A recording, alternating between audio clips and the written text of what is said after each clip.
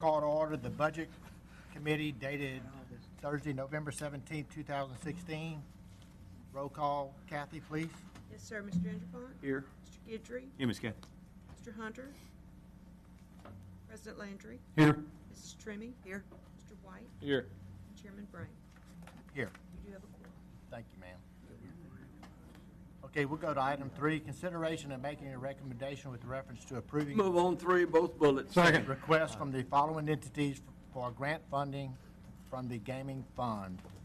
A, Ward 4, District 13, City of Sulphur, $2,500 for costs related to the annual Christmas celebration on December 2nd through the 3rd, 2016. Item B is Ward 4, District 13, Brimstone Historical Society, $1,500 for costs related to the purchase and installation of digital sign at the museum. And that is it. We have a motion by Mr. Anderson and a second by Mr. Guidry. Is there any discussion? Any objection? Hearing none, that motion will carry. Item 4, consideration of making a Move on 4. recommendation with reference to adopting a resolution approving funding assistance in the amount of $25,000 from the Economic Development Parish-wide Needs Allocation of the Gaming Fund to the USS Orlick Naval Museum. Have a motion by Mr. Landry and a second by Kevin White. Is there any? We have a speaker. Oh, go ahead, Mr. Anderson. Thank you, Mr. Chairman.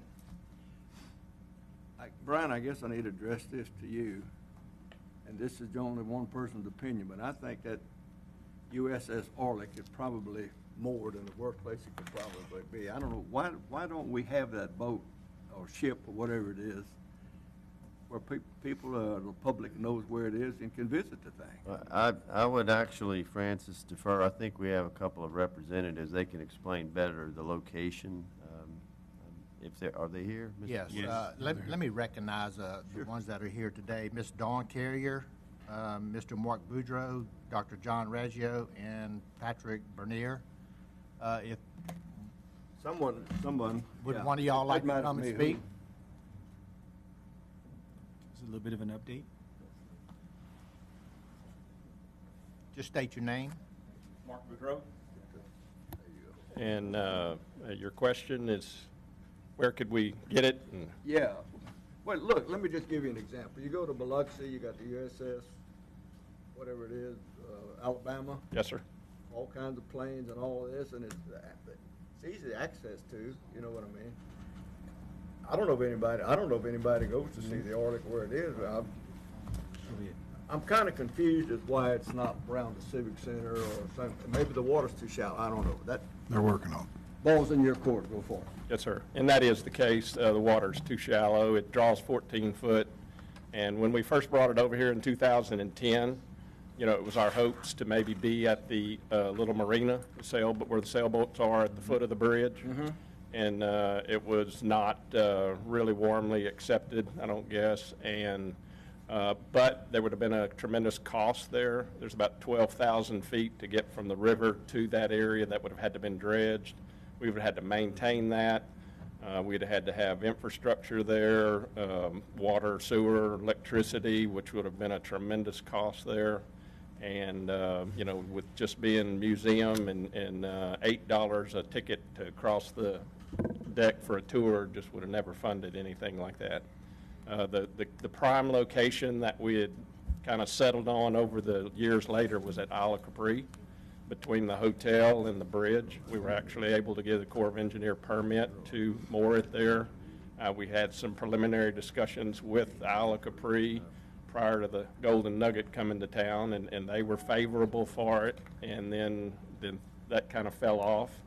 And then since then, you know, there were some other potential buyers for the Isle. One of them we were working with that had a tremendous vision for us being a part of that little location right there. And that didn't pan out. I don't think he wasn't the low bidder or the high bidder, I guess you might say. So that is the location for it to be. We need right at $1 million to have a bottom job done on it. The hull hadn't had that in about 30 years. We have a quote from Port Arthur firm. We'd have to actually tow it over there for 800 and something thousand just to get up in there. So just tremendous cost of keeping such a relic there to make a nice place. So that's kind of where we're at right now. Well, what I think what bothers me more than anything is the fact that it's part of history. And I hate to see those type of things go by the wayside, because when you stop and think the sacrifices that were made on these ships, and then they want to take them out in the Gulf or the ocean and sink them for whatever reason, fish, I guess, it just kind of rubbed me the wrong way. Oh, and we understand that, and the board and all the volunteers that's worked over it through the years have really, tried all options to go wherever and to try to make it sustainable.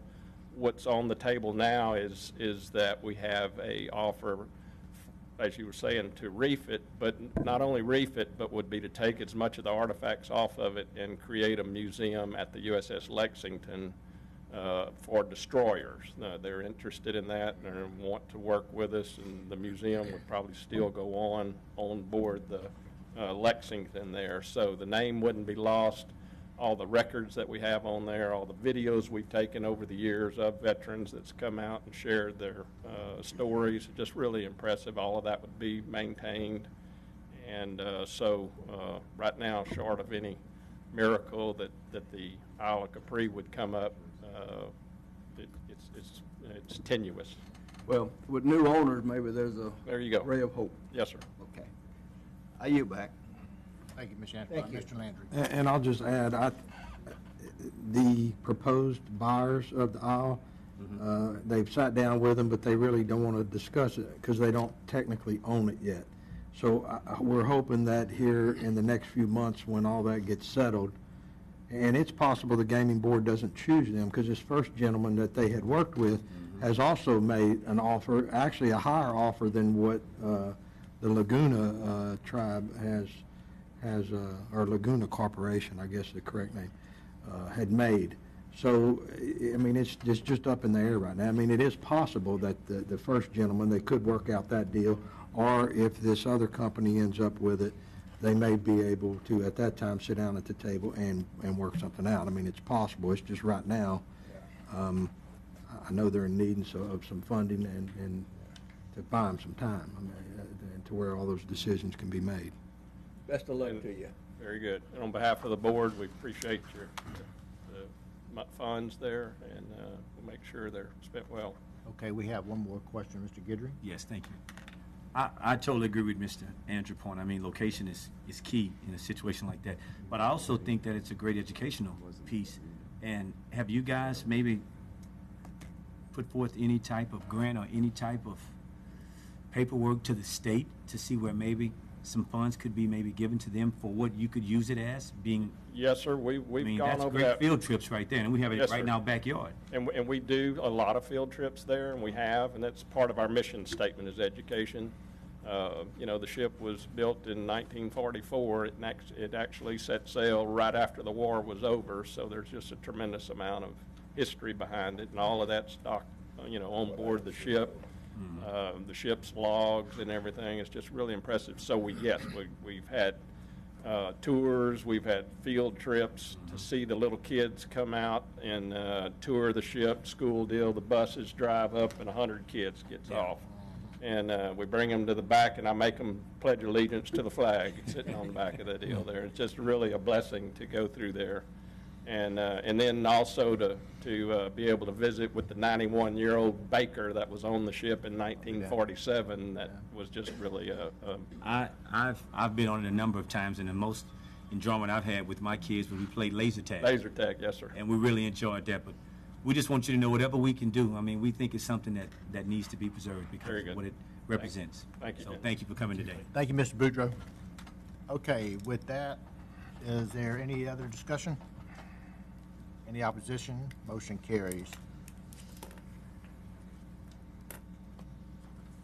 We'll go to item 5. Move on Consideration 5. of making a recommendation with reference to adopting a resolution approving funding assistance in the amount of $200,000, $100,000 in Economic Development Parish-wide Needs Allocation, $100,000 to the Niblets Bluff Park Commission for the replacement of equipment and renovation of structures located at the park that were damaged by the Sabine flooding event of 2016. We have a motion by Ms. Tremmy, a second by President Landry. Is there any discussion? Any opposition? Hearing none, that motion will carry. We'll go to item 6, administrative presentation of the parish proposed fiscal year 2017 budget. Mr. Bean. Thank you, Mr. Chairman. It's a pleasure to come to you this evening with the proposed 2017 budget for your consideration and the full jury in this process. I'll kick into the slides in just a moment. Beforehand, though, I want to thank a few folks. As you know, it is a big undertaking. This is a very important, probably the most important document you approve each year, set the priorities and goals of the police jury. And all the departments play a big role, especially though those that coordinate it are in finance and some administration. In our finance department, I want to thank Ms. Judy Hewlett, and Judy's here tonight.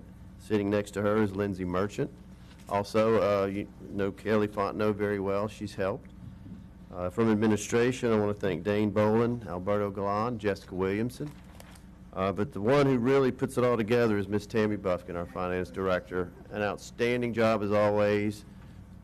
She is just a magnificent person and a magnificent director in putting this together, and I want to thank her personally for that. So with that, I'll go ahead and go through the slides. As we do each year, you'll see a similar breakdown. The outline we use, I like to just briefly cover what is our economic development or an economic environment like here. That dictates a lot of what you're able to get in terms of providing services to our citizens.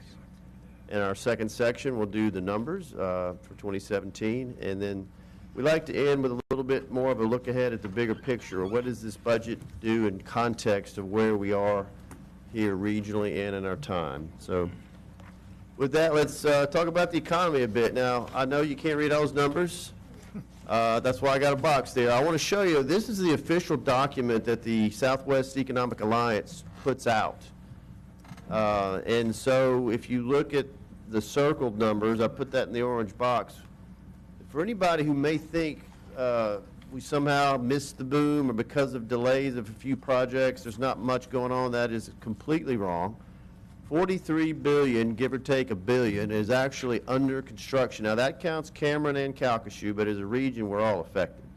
That is a huge amount of money, and those are well underway. In addition, another 58 billion has been announced, totaling over 100 billion. Will all of these happen? Probably not, but many that people think are already gone or not coming are simply delayed. Yes, the oil prices in different compared to natural gas makes a difference, but many of these are ready to go as soon as that oil price recovers. So we are definitely in the middle of a big investment in this region. That's good news, but it comes with a lot of impacts. And I want to talk a little bit about employment. These are the good impacts. If you look at this map, and Kevin, all these numbers in each of the parishes, Kevin Guidry, that's every parish's guess on the point spread for the Saints and Panthers tonight. We've got the Saints by 5.5. It's a good analogy, Brian. Really good. In addition to that, the numbers really mean what is the unemployment rate, and you look at the red box here, 5.5. Lake Charles MSA is our parish and Cameron together. 5.5 is the lowest across the whole state. Matter of fact, there's no other parish besides Cameron that's lower than us, and we're in the same MSA. So we need to be very appreciative and fortunate, because most, if you look around, of the employment numbers are going down for other areas of the state. This is a graph that shows the flip side. What is the employment? That means how many people are actually employed in our area. And you can follow the path. You've seen the increases all the way from 2013 up to this year. We crossed the 100,000 mark last year. And then recently, as he does every year, Dr. Lawrence Scott comes down, talks about the next 2 years' forecast, and again, by far, this region is set to grow more than any other area in terms of employment. 5.6% over those 2 years in increase in jobs. That's a good news story. That does not include anything that may have been announced that is not underway. He's not saying all of those are going to come to fruition, so it could even be better. So that kind of gives you an idea of what environment we're in. Definitely in a growth environment, and it's good to be there. So what do we do with that situation? Well, just to kind of cover before I get into the revenues and expenditures, as always, your budget is balanced as proposed. We utilize the projected revenues for next year and any already available fund balance needs that were there for our operating and capital, so you can feel comfortable you're living well within your means. We do have a very large capital investment plan in place for next year, maybe one of the largest we've ever had. And you really need that in we're growing now, but we're going to have to look ahead 10 and 20 years and be prepared for that. But only modest increases in our operational costs, and we'll get into that in a minute. I'm going to break it down into a comparison of this year's budget to next year's proposed. I'll then talk about revenues and then expenditures, both operations and capital. Okay, on the left of this, oops, sorry about that. The left side of this, it's called a stacked bar chart. This is 2016 budget. The colors represent, blue is operating, red is capital, green is major grants, and purple is other. If you look on the right, this year is $197.4 million budget. The proposed budget is $223.4 million. That is an increase of 13.2%. Not unsubstantial. What I want to tell you, though, is 96% of that is due to capital investment. So you're putting money in for the future, and we'll get into that. I wanted to kind of isolate that because you can see the difference when you circle that color, how big a difference, and that's where it's coming from. This is the same information except in table form that's on that graph. And so you have your 2016 numbers today, 2017 proposed in 4 categories, and your difference is this column here, and you can see the percent change. What I want you to notice, there's that 13.2%. It's roughly $26 million, and you can see that, again, 24.8 of that is that, which is 96%, is capital. So let's talk about revenues for a minute, where the funds come from to pay for services. I show this graph each year. I won't go through each one, just want to point out a few key ones. Sales tax is your largest wedge, 25%, so about a quarter of your revenues come from your 2 sales taxes. Ad valorem taxes, which are property taxes, is another main one. Now, you'll notice this bond proceeds, that one's fairly new. You know, y'all have approved and got authority to issue actually over a few years, $60 million in bonds to do some of these capital projects, and that's what this is. It's going to be multi-year, though. And we are using about 13.5% in prior fund balance to balance the budget. Gaming revenues, by the way, which I will show a graph in a minute, only make up about 5% of overall expenditures. So for anyone who might think we get most of our budget from gaming, it's not even close. It is nice to have, though. This shows you your sales tax trend. Okay, now this is the 1 cent sales tax. Your 1.5 is different, but it trends very similarly. So I just want to show you this one. But notice between 2013 and this year, which is anticipated 2016, there's your growth. Keep in mind, in this kind of an economic environment we're in, it's primarily petrochemical, and most of those facilities are in unincorporated areas. So when they build these, you pay sales taxes on that. And that's why this number goes up a lot. Property taxes are more steady, not as high, because, well, in a lot of cases, they have the industrial tax exemption, but it's just, this is where you notice why the construction numbers are up. It has an effect in a good way on sales. Now, you'll notice what we're projecting and budgeting is the same as this year. This year, compared to last year, meaning 2015 to now, sales tax is up about 10%. That is considered very healthy in any area. We don't want to overextend our expectations. Could that be higher? Yes, it may be. We hope so. We believe, though, even if we keep it at the current level, that is, if you compare it to, I don't think since 06 Rita recovery have you seen these kind of sales tax numbers. So this is a good thing, but we're not going to shoot the moon there and say we're going to keep getting a 10% increase. So this is a good conservative estimate, we believe. Let's take a look at property taxes. This slide is not property tax revenues, it's valuations. Most of us call it the tax base. When the tax base goes up, that's good for everybody. The reason is, the bigger the tax base is, the lower your tax rates are. And y'all, earlier this year, very helpful move for our residents and businesses, you rolled back all of your parish-wide millages. So what does that mean? So this is a reassessment year, but that whole issue of what a particular property is valued at is a different matter. If you look at somebody, let's say you had a $200,000 house before reassessment and it's still $200,000 assessed after, all the parish taxes are going down on that person because y'all rolled back, but only because you have a tax base going up. So we expect about 3% more in property tax revenues next year than this year, so that's good. But it's very important for people to understand that y'all's rolling back actually cuts their rates of taxes. Brian? Yes, sir. We have a question from Mr. Landry. Or just a comment. A 'Cause comment. sometimes we get, and I'm glad that you said that.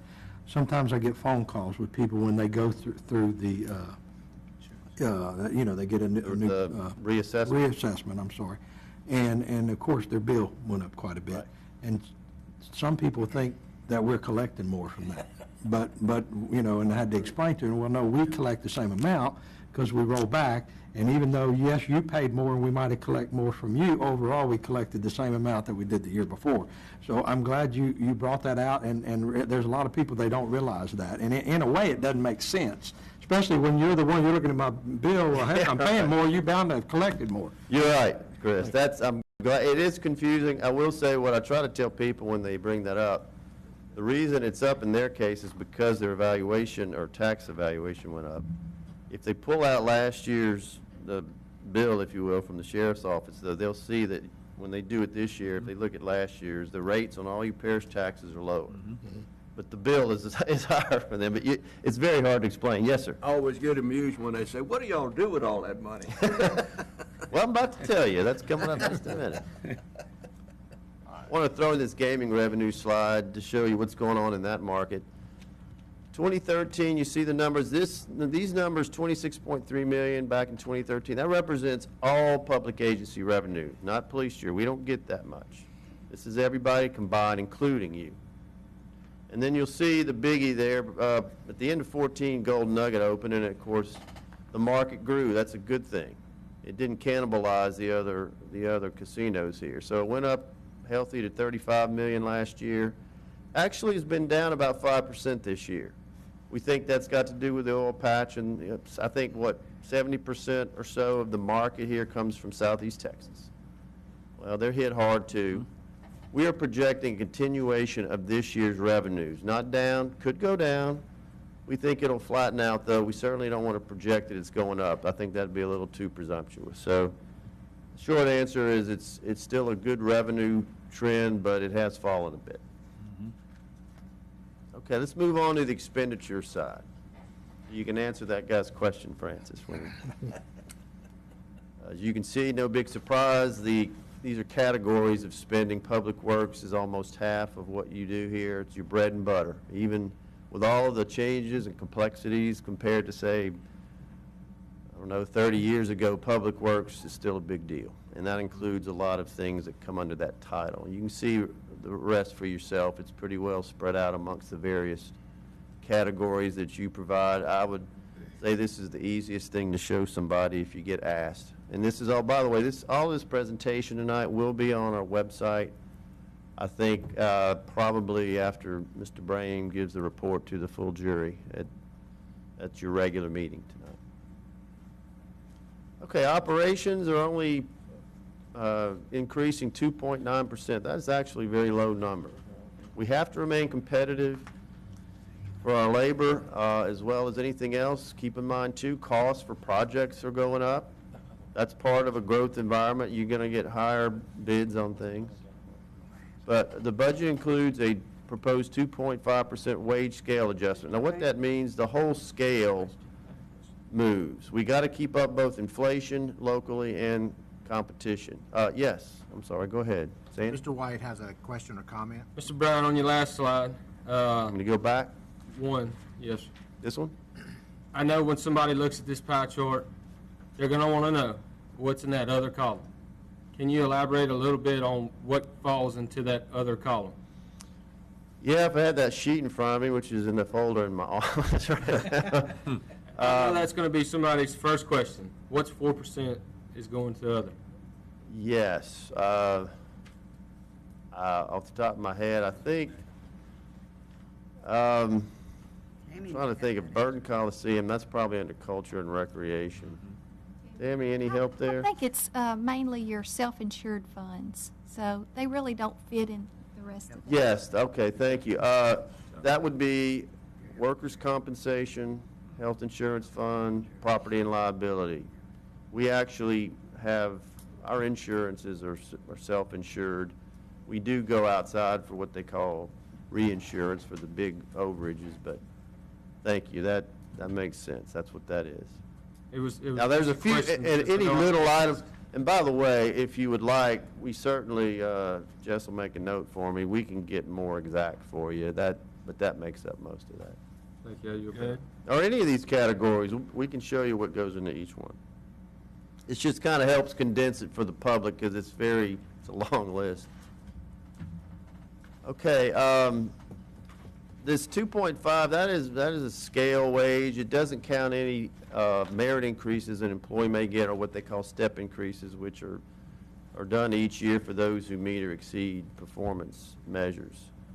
But we are needing to recruit and retain, and we've shared this with a lot of y'all. It's tough to do at that low end, and we need to get that scale up. We do have a net personnel additions of 12 full-time employees. I will tell you, almost half of that 5 is animal services for one reason. We, for different reasons, we are unable to continue use of inmate labor at animal services. That's been a long tradition, but it gets into some liability issues and other things, so they've had to add. This won't be a every year add-on, though, but we have to recognize that. And then engineering, juvenile, and others are adding either just 2 positions or 1 for a total of 12 net total. Some departments have decreased too. We also have a $50 per employee. That's the employer share of your health insurance costs. Our projection on health insurance, like about everybody else, is up, but it is lower than the national average. I'm not going to stand here, though, and tell you that health care costs are going down, but the rate of increase is less than the national average, and I want to congratulate or thank Laura Bolton and her staff for really working to help keep that down. And this is a big one. It's in operations. It sounds more of a capital project, but at both of your drop-off centers for solid waste on both sides of the river, we are doing a substantial upgrade. I think we're either going to asphalt or concrete the whole area. Dust is a big issue there. And there's some other things to make it easier for people and the dumpsters to be taken in and out. So that's a big improvement in 2017. We are responding to a large demand in those areas. All right, let's switch to capital. Again, this is the biggie in terms of increases, and as Public Works is our largest area, you can see in capital, roads and bridges are our biggest expenditure, and you would expect that in the 5th largest parish in the state with 1,200 miles of roads. We got to build those, but then you got to replace them every so often, or overlay them. I think 10 bridges are in. I'm going to get to a few of these slides, but if you look at the other categories, major facilities, I'll have a slide for that as well. Stormwater capital is a fairly new, and that is where we're getting more invested into drainage projects. And of course, parks is a staple every year. We want to keep those up as well. And Kevin, I'll have to get back with you on this one. It really is made up of several smaller categories. Let me give a few examples. These are by far not the only ones. I just want to highlight a few of the main ones in capital that are in these pie wedges. Transportation, the first one I list is actually a state project, but you're putting up more than half of the cost to 3-lane, what most people call Highway 27, but it's technically Highway 1256, if you're Ruth Street going south, Sulphur toward Carlos, Hackberry Highway. Tim caught a mistake I had in the budget letter. If you see it's going down to Walker, it's actually Dave Dugas Road. So that's a big project that will start pretty soon. Tim is hopeful to have 10 bridge replacements. That is a big number. I think we did 3 or 4 this year, and we have another 10 on the way. Pinecone Drive extension, that one, I think. One of them's not I-10, is it? I just, Sorry to say it is. all right, we thought we'd ask. What Yeah, about if we the did Westlake? 10 of those, it'd be, Can the Westlake Bridge fall in that category? Yeah, I asked that Billion. for Hal. Pinecone Drive, that's in Moss Bluff. That is a big improvement project in that area for those folks. North I-10 frontage road is actually in Sulphur. It's a cooperative endeavor with the city on that. That will actually begin. I know that's a long time coming. I can remember, Francis, some of the meetings. I think I was still assistant administrator. I've been administrator 6 years, so that one goes away. Oh, my God. Ham Reed Road, guys, very excited, of course, and all the jurors about that one. But the Nelson and Ham Reed roundabouts underway will finish in 17. Ham Reed at Lake Roundabout will start in 17. I don't list it here, but the Ham Reed Road extension between Elliott and Big Lake, a lot of it will be design work, but that will be underway in 2017. So that's just some examples, many more to come. Brian, Yes, sir. Mr. Brian. Guidry. Brian, just make sure and let Mr. Brame know that Ham Reed Road roundabout is the second one in Calcasieu Parish. I understand. And the first one, I think, was in your district, Mr. Yes, it Gibbs. was. I wanted to be clear on that, though, Brian. At East I think McNeese, it's at some McNeese confusion with Extension by Corbina, you mean? Yes, That- it is. okay, all You're right. exactly right, Brian. I just wanted to be clear with him on that. That's the Appreciate you second one. reminding me. We'll follow that up. Thank you, Mr. Guidry. Oh, I remember, that's that one you had called me that day and you were stuck in, you kept going. I went out there and I helped you get out of that thing, I remember that. Tim did a great job. Right. All right, Mr. Bean. These facilities I'm listing are ones, again, these are multi-year. They're very needed, but they're larger projects that will be included as part of these bond packages. But these will look familiar to all of you, but I want you to know, what does that mean, major facilities? We can go into any more detail on those that you'd like. Parks is always a biggie. The one that is our biggest concentration in 2017 is Phase 2B of what it's called at River Bluff, up in Moss Bluff. That's not what's showing. This is Intracoastal, I think, in the image. But we can't list them all, but there's a lot of improvements. Alligator Park's going strong. Sandy, I know you've pushed hard for years. Green Lake Park, that is the boat launch improvements. There's a lot of attention to Green Lake Park and all the other stuff, but Thank you. that old original boat launch is in need of repair and upgrade. That's coming. Intracoastal, Francis, I know, and Judd have pushed on that, and of course, White Oak Park. That's one of my favorite parks, and the scenic view of the river up there is really nice. So, a lot of good stuff going on in our parks construction. And again, there's plenty of others. In the interest of time, I can't cover them all, but we certainly, each of you, I believe, has the budget book. And we can help you get through that to show you more detail if you need. But my part's about to wrap up. I just have a few slides on what I like to do is just look ahead, and we're kind of calling this experiencing the impacts of growth. There's so many good things about a growing economy. I don't have to really tell you those. I think it's understood. What's harder to understand, even though you tell people, and I know y'all get a lot of calls, when you tell them there's going to be some inconveniences and for a while we're going to have to sacrifice some things to have these good things, they hear it, but I don't think it matters till they feel it. And I want to talk a little bit about that. I just thought I'd throw this in. That's that $43 billion-ish. If you want to know, well, what's making that up, these are some of the key ones. The top three have been going on. The bottom one is really started, but pretty new. And maybe it's Westlake Chemical now, but it's been called Axial Lotte. Westlake Chemicals actually bought Axial, but Lotte is still very heavily invested in it. That's $3 billion, and it's underway. But here's what I mean, and these are only a few examples. Heavy traffic, and each one of you can say where it's bad and getting worse. Flooding, we certainly know that. A lot of street flooding, some house flooding. We are smack dab in the middle, as you know, of working on ordinances. Hopefully that will bring some changes positive there. Housing demand is high, which means there's not a lot of units, and prices are high. Especially the need, by far, anything under 175,000 is needed more than anything, and it's in the biggest shortage group. Utilities I wanted to throw in here, that's not mentioned as much, but a lot of what we call the fringe areas right outside of city limits of, say, Lake Charles or Sulphur or any others, trying to keep up with that growth. What makes sense for subdivisions, for example, have sewer and water. That's what you want, and it's very difficult to just overnight get that to them.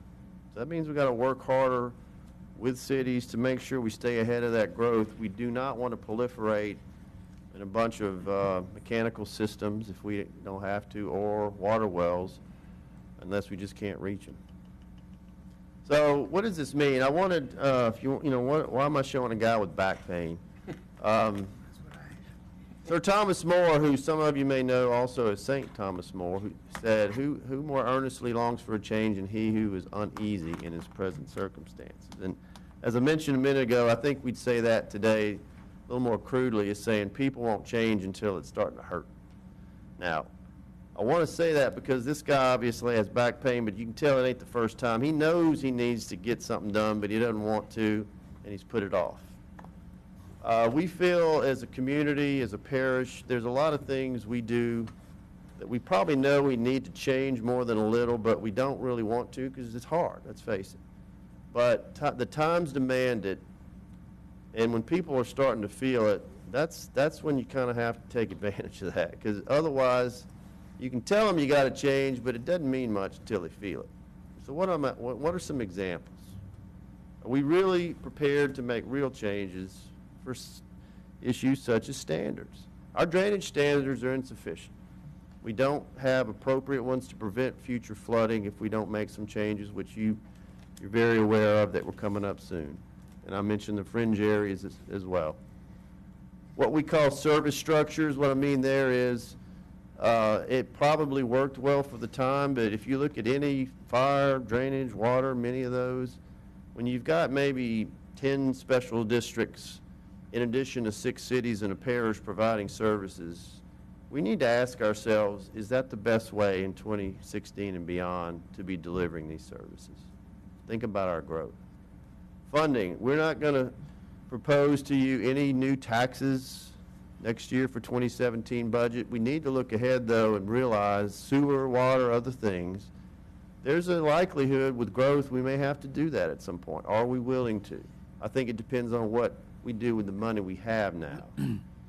But I'm putting these on the radar because they're more than just a little bit of a change, and they kind of get to where people are uncomfortable, but that's the only time you get real change. The last one I show, are we prepared to have limits? Small example, Dane has worked very hard on this, and Al from the police jury, the saltwater barrier. That's a very small in the big picture thing, but federal government just quit paying for that as long, and y'all stepped up as did other agencies. But that's happening a lot at bigger levels with state cutbacks and federal cutbacks. Well, y'all are local government, so as they say, you're closest to the people. So they come to you and go, are y'all going to replace that? Yeah. Well, you can't do it all. I'm not saying you shouldn't do any, but these are the questions. So just want to, that's kind of the look ahead, pondering a bit. This isn't one of his most famous expressions, but one of our great leaders in this country, Abraham Lincoln, said, you can't escape the responsibility of tomorrow by evading it today. One of the things a growth does that it puts a light on where our weaknesses are. And to your credit, you have taken on looking at these issues and saying maybe we should do it differently. And it's hard, but now's the time, I think, to look at that. So that wraps it up. I want to just say what's next. Your committee tonight, of course, this is the formal receipt. There's no vote on it tonight. On December 1st, you will have your budget hearing, public hearing. Mr. Brame will chair that. If there's any public comments, they certainly can come between now and the 15th of December, but that's for if they want to come to you in a public meeting. And then you would take final action at your December 15th meeting. And of course, if you'd like to meet as a budget committee in addition to any of that, you're welcome to do that as well. That, Mr. Chairman, ends our presentation. Certainly have any questions, and if Tammy or anybody else has anything to add, certainly would welcome that, too. Okay, thank you, Brian. Go ahead, Mr. I don't have a Bond. question. Thank you, Mr. Chairman. I don't have a question. I have a comment. But going back to budget cuts and that sort of federal government and state and that sort of thing. I believe that if President-elect Trump does what he says he's going to do and gives a tax break to the corporations as he said he was going to do, I think you'll see a difference in businesses growing, which enhances the tax base and that sort of thing. So I think everybody, if he does that, I think everybody will profit and gain from that move that he said he was going to do. So maybe we won't have to depend on the federal government as much. So I yield back. Thank you, Mr. Antoine. Brian, I'd just like to say on behalf of the committee that we thank you for your work. Thank you, Tammy, and everybody that was involved in the whole budget process. Thank you. I know it took a lot of time, and I second that. Yeah. we appreciate it. And if that's it, I need a motion to So moved. that Second. staff presentation. I have a motion by Mr. Angelpont and a second by Mr. Guidry. Is there any discussion? Any opposition? Hearing none, motion carries. Are there any other matters for consideration? With that, can I have a motion? Move to adjourn. Second. Okay, we are adjourned.